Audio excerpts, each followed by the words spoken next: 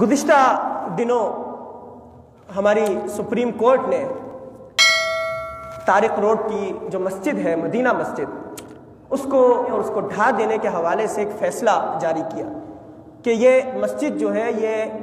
غیر قانونی جگہ پر قائم کی گئی، لہذا اس مسجد کو جو ہے مسمار کر دیا جائے اور ڈھا دیا جائے، اور یہ ایک پارک کی زمین ہے لہذا یہاں پر پارک قائم کیا جائے۔ اس پر بات کرنے سے قبل جو علماء کرام کا اور فقہاء کرام کا فتویٰ ہے وہ فتویٰ آپ کے سامنے بیان کرنا چاہوں گا۔ فتویٰ یہ ہے کہ اگر کوئی مسجد کسی غیر قانونی جگہ پر، حکومت کی جگہ ہو اور اس جگہ پر قائم کر دی جائے اور بنا دی جائے اور وہاں پر مسلسل نمازیں بھی ہو رہی ہوں اور کئی سال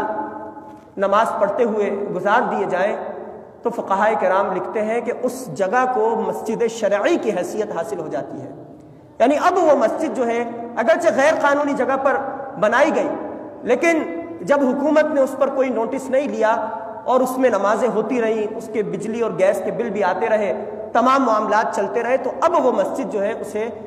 شرعی مسجد کی حیثیت حاصل ہو گئی۔ اب اسے گرا دینا اور اس کی جگہ پر کوئی اور چیز تعمیر کرنا یہ غیر اسلامی طریقہ کہلائے گا۔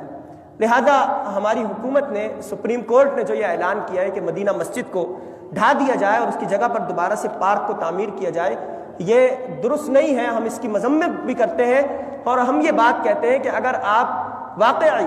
یعنی اسلام اور اسلامی ریاست کا کام یہ ہے کہ وہ مساجد کی تعمیر کریں، انما یعمر مساجد اللہ من آمن باللہ والیوم الآخر، اللہ رب العالمین کی مساجد تعمیر کرنا، یہ تعمیرات تو وہی لوگ کرتے ہیں کہ جن کے دلوں کے اندر اللہ کا پختہ ایمان موجود ہو اور وہ آخرت پر بھی ایمان رکھتے ہو۔ لہذا مسجد کی تعمیر کرنا یہ اسلامی ریاست کے جو بنیادی مقاصد ہیں ان مقاصد میں سے پہلا مقصد ہے۔ نبی کریم صلی اللہ علیہ وسلم آپ نے مدینہ کی ایک اسلامی ریاست قائم کی تو سب سے پہلی جو مسجد بنائی وہ مسجد قباء تھی۔ جیسے ہی مدینہ کے گرد و نواح کے اندر داخل ہوئے مسجد قباء کی تعمیر فرمائی، اس کے بعد مسجد نبوی کو آپ علیہ الصلوۃ والسلام نے تعمیر فرمایا اور اس سے آگے چل کر پھر کئی مسجد تعمیر کی گئی۔ یعنی اسلام کے مزاج میں، اسلام کی تعلیمات میں اور اسلام میں جو بنیادی حیثیت جس چیز کو حاصل ہے وہ یہ مسجد ہے۔ لہذا مسجدوں کو بنانا یہ اسلامی ریاست کا اور اسلامی حکومت کا کام ہے، مسجدوں کو گرانا یہ اسلامی حکومت کا اور اسلامی ریاست کا کام نہیں ہے۔ جب غیروں کی عبادت گاہوں کی بات آئے تو ہماری ریاست جو ہے انتہائی حساس ہو جاتی ہے۔ اگر کوئی کہے کہ گردوارہ کیوں قائم کیا، چرچ کیوں بنایا، یا یہودیوں کی یا دیگر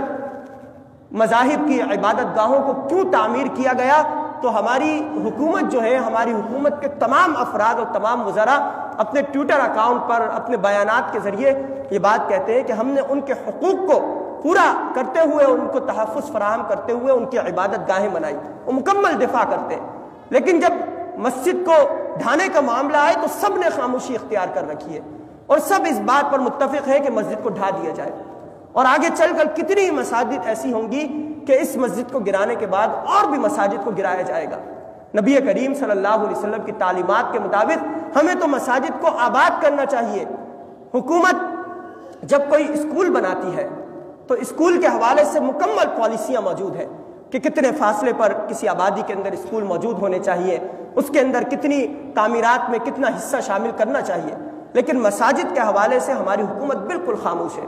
یہ غوثیہ مسجد ہے، دیگر قریب کوئی مسجد ہوں گی، کسی بھی مسجد کا بل جو ہے وہ حکومت ادا نہیں کرتی، کسی بھی مسجد کی تعمیر کے اندر حکومت حصہ نہیں لیتی، کسی بھی مسجد کے گیس کے بل ہوں، بجلی کے بل ہوں، دیگر معاملات ہوں، کسی بھی قسم کے معاملات ہوں، حکومت جو ہے ان معاملات کے اندر حصہ ہرگز نہیں لیتی۔ لیکن جب ان کو گرانے کا معاملہ آئے، کہتے ہیں کہ پارک جو ہے یہ شہریوں کی ضرورت ہے